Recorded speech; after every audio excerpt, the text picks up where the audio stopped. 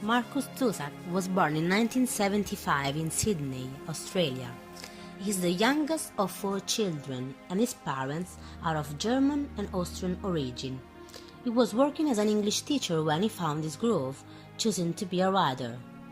His literary career starts in the late 90s, when he published his first novel, The Underdog, which will be followed by Fighting Ruben Wolf, When Dogs Cry, and The Messenger. However, the novel The Book Thief, published in 2005 and translated in more than 40 languages, acted as a springboard for his success. He became famous worldwide, selling more than 10 million copies. Furthermore, he has been slated for all-time bestsellers more than 10 years uninterruptedly, and he awarded many literary prizes. In 2013, the book has been adapted as a movie, arriving in Italy only in 2014, and it was directed by Brian Percival and produced by the 20th Century Fox. By writing the book, the author revealed to have been inspired by his parents' personal experiences during the Nazi era. Accordingly, this novel concerned the story of Liesel, a 9-year-old little girl who went through a rough patch and managed to cope thanks to the power of words and books. Germany, 1938. Liesel is traveling with her brother and her mother, who is communist. She cannot look after her children any longer due to communist prohibition, and as a consequence, she is forced to move apart. During the travel toward a new family, Liesel met symbolically the narrator of the story, the death. In fact, Werner, her brother, suddenly dies, and during the burial, she steals the first book, The Grave Digger's Handbook. Because of the sudden mourning, the arrival in the lost family is even more dramatic for the girl. In the Himmelstrasse of Molking, a fictional small town near Munich, Rosa and Hans Übermann, a singular married couple, are waiting for her. Rosa is grouchy, and even if Hans is sweet and kind, Liesel has many difficulties in fitting there.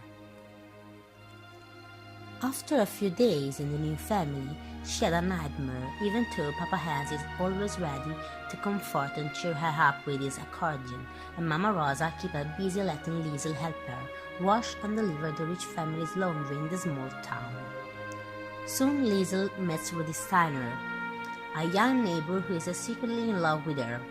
They will start an incredible friendship destined to last forever. She starts going to school along with him, but trouble is never far behind. Liesel is illiterate, and this is the reason why the classmates mock her. She is determined to change the situation, and thanks to the help of her father, who spent many nights with her teaching new words and reading books, soon he catches up. Afterward, Liesel gets used to her new life.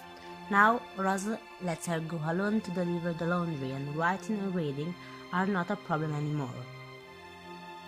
Her passion for reading never stopped, and in the spring of 1940, during a book burning organized for the celebration of Hitler's birthday, she stole another book.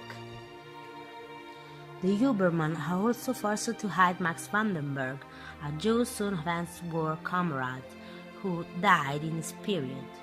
He became Liesel's best friend, and their common passion for books lets them build a close relationship. Considering that he does not have the possibility to go abroad, they spend most of their time in the basement, reading and dreaming of the outside world. Because of the systematic SS controls, Max is forced to flee, and the trail gets cold. The war flares up, and Liesel often waits for the Jews to head toward the cow. She follows the crowd with her eyes looking for Max. The bombing are common occurrences, and at night, in a cold atmosphere, Molking is completely razed by an air raid. The only survivor is Liesel, who remains in the basement writing all night long. Her life is safe now, and this is due to the power of words. Marcus Zusak drew inspiration from the stories which had been passed down through his parents when he was a child. It was as a piece of Europe coming to our kitchen when our parents told us what was like growing in Germany and Austria during Munich bombing and prisoners paraded in the streets. At those times I didn't realize, but this story inspired me to become a writer. It was a period of incredible danger and cruelty, but in those dark times many gestures of humanity have struck me so deeply. The book Thief talks about the capability to find out beauty in awful situations. One of the story key points is that while Hitler was destroying human mind with words, Liesl chose to use the words in a suitable way to write a completely different story. The heart of narration is Huber's home, especially the basement, even if the narration takes place in different locations such as the Major's home, where Liesl used to entertain herself reading books after the delivery of the laundry, and the street of Morkin, where Liesl spent time with Rudy. The writing is quick and flowing, it moves smoothly and sweeps along. The deaf, the narrator of the story, personified and omniscient, intervenes every often with remarks, observation, anticipation of the story and personal thoughts. We have different range of themes, all linked to the main one, the war. The pain of losing, the fear of death, and the search of a shelter for soul are pretty clear even if there are different positive themes, such as friendship, solidarity, and love. The book Thief is a touching story that captures the readers from the beginning, a novel filled with love and hate, joy and pain, hope and resignation. Despite the setting in a difficult historic period, it is a novel for everyone. The novel, as it has been mentioned, has been adapted as a movie in 2013. The success was comparable to that of the book. The film cost $19 million and had $76 million of the worldwide box office. The movie is very much like it was in the novel, even if less detailed.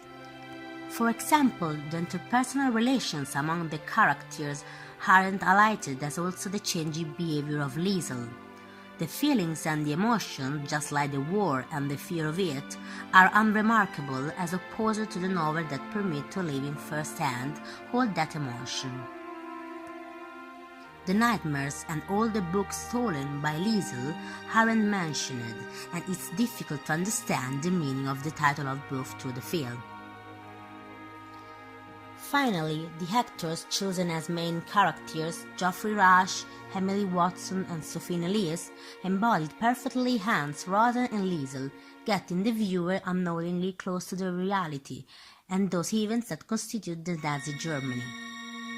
The film, as also the novel, ends up with the narration by the death of the last years of Liesl's life that will die in old age, surrounded by the affection of her loved ones, when the Nazi era is just a bad memory.